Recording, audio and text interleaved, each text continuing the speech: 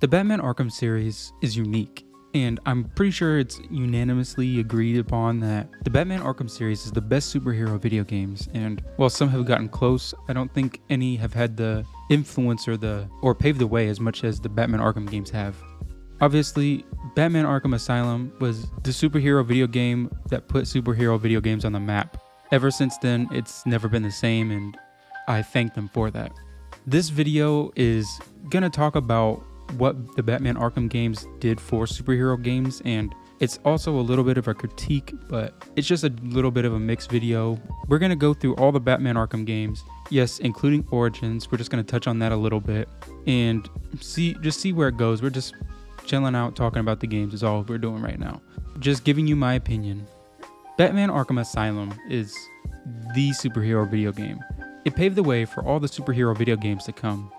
We wouldn't have games like the Spider-Man games if it wasn't for Arkham Asylum. There's three big points I want to touch on. The combat, the story, and stealth. Let's start off with the combat. The combat at the time was pretty much brand new, and it was a great idea, and many games have taken inspiration from it. Take games like Sleeping Dogs or the Spider-Man games, or a lot of games where you're juggling plenty of enemies at once with hand-to-hand combat, where you're just jumping back and forth and encountering people and doing all those things. I'm not sure if Batman Arkham created it, but it definitely popularized it. This combat is great, especially for superhero video games, where you're trying to fight a bunch of people at once with hand-to-hand combat. We see the games I previously mentioned take huge inspirations from this, with the switching between and flying between enemies, essentially countering the people, and it just works great. While people have improved upon this, the core of the combat system is one of the best things about Arkham Asylum and why it was so well received. On top of that, the story was better than all the superhero video game stories that came before it. With Batman Arkham Asylum, you get a dark and gritty story. Compared to the basic superhero stories that you always get, it wasn't just a typical superhero outline story. There was meaning, and it was almost like you were watching a Batman movie playing the game. You start off by driving to Arkham Asylum. You get the Batman Joker story. Looking back on the story now, it might not seem as impressive, but at the time, it was groundbreaking. We never had superhero video games like this before, and it was just something fresh that ended up being great, and it influenced a lot of games that came after it, specifically superhero games. The stealth was also done better than I would say a lot of games in the past.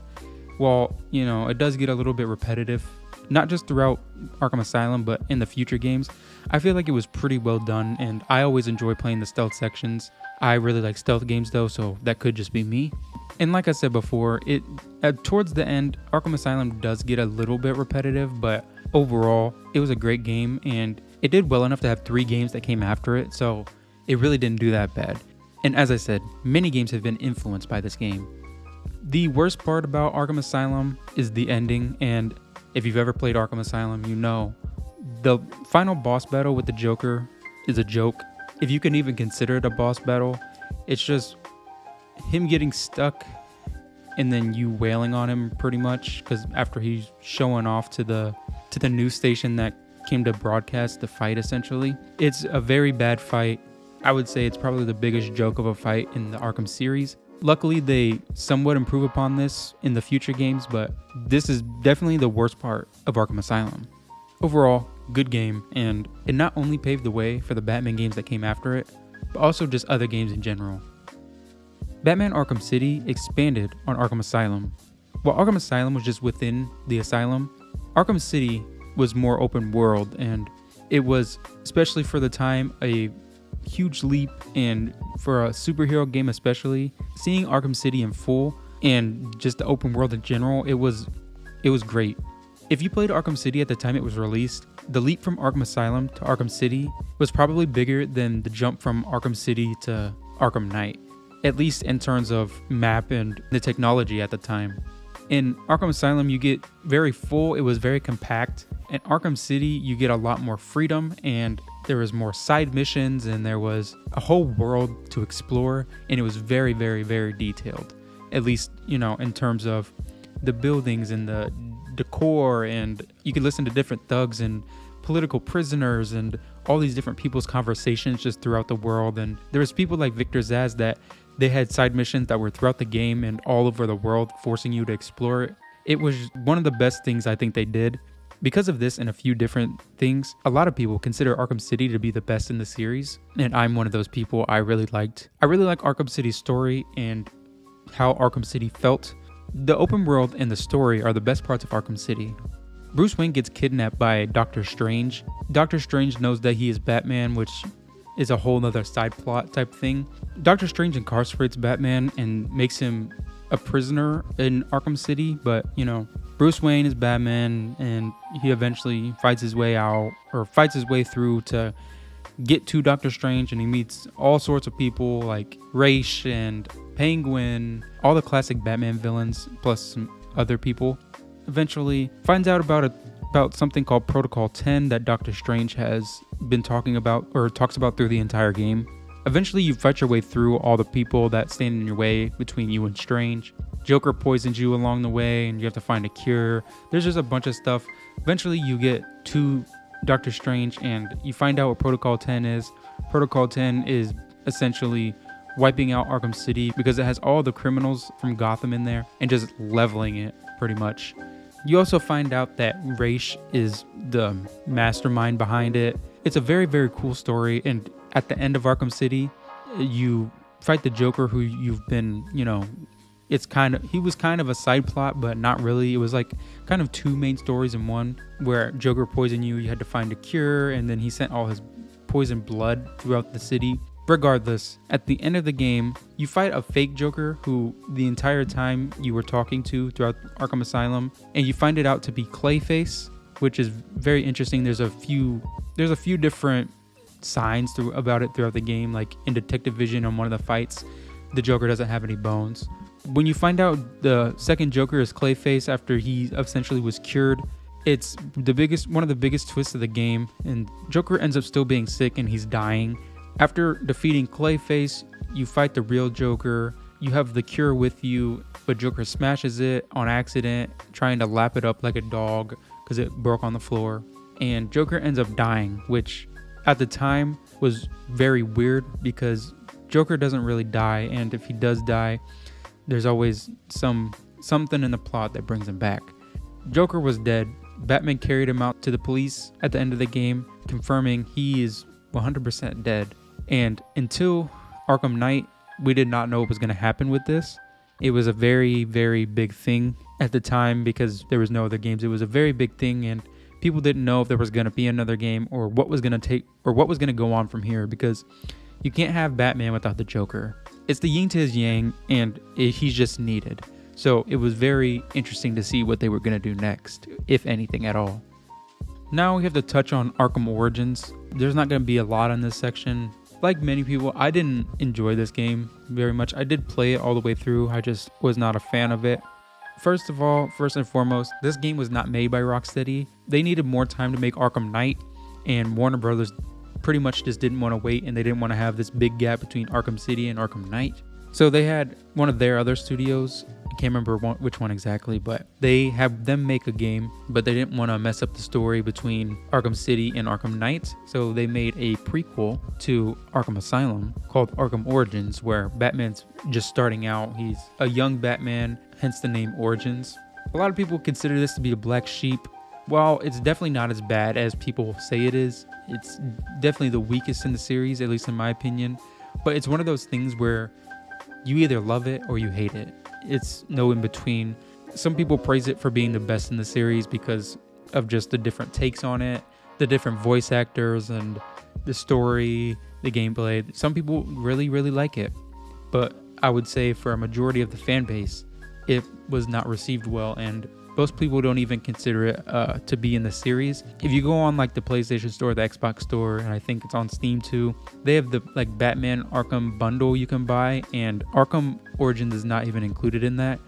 They haven't even made a remaster for Arkham Origins. It's still only on like PS3, Xbox 360, or you can stream it from PlayStation Plus. So that tells you that not only did the fans not want it, but Rocksteady and Warner Bros. Didn't even consider it in the Arkham bundle.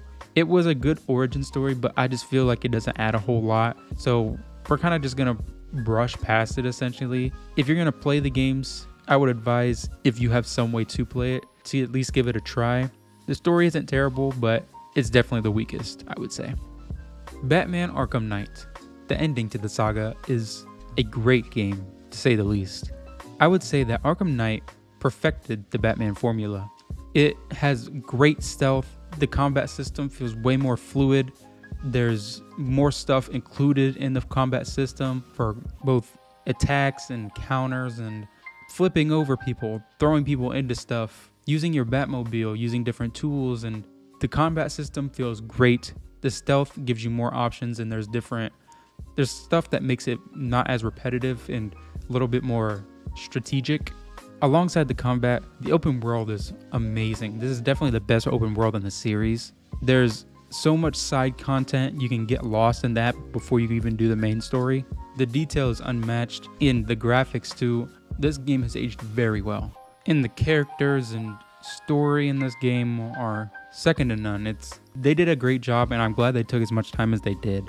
The story in Batman Arkham Knight it really depends on your knowledge about Batman, and if you read stuff like comics or just your knowledge in general about Batman. Scarecrow is the big villain in here, but underneath him is the Arkham Knight. And the Arkham Knight, throughout the whole story, Batman is trying to figure out who this person is, what's going on, why are they attacking him. They know all his moves, and they have all this knowledge about him that most people don't, including his identity. This is where it comes into play, how much Batman knowledge you had going into Batman Arkham Knight. A lot of people knew that this was Jason Todd, and it really was supposed to be this huge reveal, but if you paid attention for 5 seconds and you had the knowledge I was talking about before, it wasn't that big of a surprise. You could probably tell that it was Jason Todd within the first 10 minutes of seeing the Arkham Knight. If you don't know who Jason Todd is, that was one of the Robins. But that's why I say how much you like the story depends on your knowledge about Batman. I would say, at least for the most part. I knew this was Jason Todd, or I suspected it was Jason Todd, but for me, it's still a great story. I know a lot of people did not like the story because of this. They thought that this big reveal was going to be, something grand, and it ended up being exactly who they thought it was, which ruined the story for them. But I think this story really wraps up Batman in a great way, that you knew that this was going to be the final game, and they did a great job with it. When you're kidnapped by Scarecrow, he reveals your identity to all of Gotham. Everyone now knows that Batman is Bruce Wayne. Well, after you 100% the game, there's a bunch of reporters and stuff outside of Batman's house, and he goes into his house, walks pretty much past them or drives past them, can't remember exactly, and tells Alfred to blow up the house. It explodes, and there's a little cutscene after it that suggests Batman may still be alive, but him and Alfred were both inside there and blew up the house, so don't know what exactly that means. Lots of speculation on it, and especially since there hasn't been any Batman Arkham games after Arkham Knight, it makes it really hard. The last point I want to touch on is the Batmobile, which is the biggest flaw in this game, or it could be a pro or con depending on who you talk to. The Batmobile was great, and especially at the beginning of the game when you get it, it was like Christmas, because throughout the whole series you never got the Batmobile, and for them to finally give it to us in the final game was, like icing on the cake. It was, especially within the first hour, 2 hours, it was great. It was like, oh, I finally get the Batmobile. This has been the first time this happened. You just want to keep driving it. You don't even want to go to the missions. You just want to keep driving and see what it can do. Well, that quickly goes out the window when you have to fight all these tanks all throughout the story, all throughout the game. I know Rocksteady spent a lot of time on the Batmobile and perfecting it, making sure, it was really good and everything, but they definitely overused it to where the point where this has to be brought up anytime anyone's talking about the game. Some people say it's not that bad, others can't stand it. I think I'm somewhere in the middle where I really did enjoy some of them, but at a certain point, doing it over and over and over again is really repetitive, and there's just not a whole lot you can do to not make that feel repetitive. They try to add some stuff here and there, like you get new weapons and different armor or different tanks and all this stuff, but it just, after a certain point, it's just very boring, and It's definitely one of the worst things about replaying Batman Arkham Knight is you have to continuously do all these tank missions. Just very, very repetitive. But for your first time, it's not terrible, depending on who you are. Overall, the Batman Arkham series is influential. It's great. It's the starting point for a lot of superhero video games and just some video games in general. The influence that these games have had, specifically Arkham Asylum, on superhero video games is unmatched. Arkham Asylum was the game that made superhero games not a joke. Without it, we wouldn't have got games like Spider-Man or Arkham City, Arkham Knight. Some people consider Arkham Knight to be one of the best games, so these games are gaming history and some of my favorite games that I've ever played. I know I go and replay them at least every couple years. It's just like a tradition at this point, and I really hope that we get something from Rocksteady that doesn't suck soon, because Suicide Squad Kill the Justice League is not a good game, and none of us asked for that. We definitely didn't want a live service game. If they were going to switch from Batman, go to something that's unique and something that's single player, because that's what their fan base is. Their fan base is from the Batman Arkham games, so I don't really know why they switched to live service. I'm gonna guess that wasn't 100% their choice, but either way, I hope we get, if not another Batman game, something that's single player. I think a Robin game would be pretty cool, and don't tell me Gotham Knights. That game was not good either, or mediocre at best. But a Robin game, a Red Hood game, maybe even a Joker game, I don't know. Something else would be cool, and I hope to see something from them soon. That's all I got for this video. If you want more critiques, whatever you want to call this video in the future, leave a like, subscribe to the channel, and I'll see you in the next video. Peace.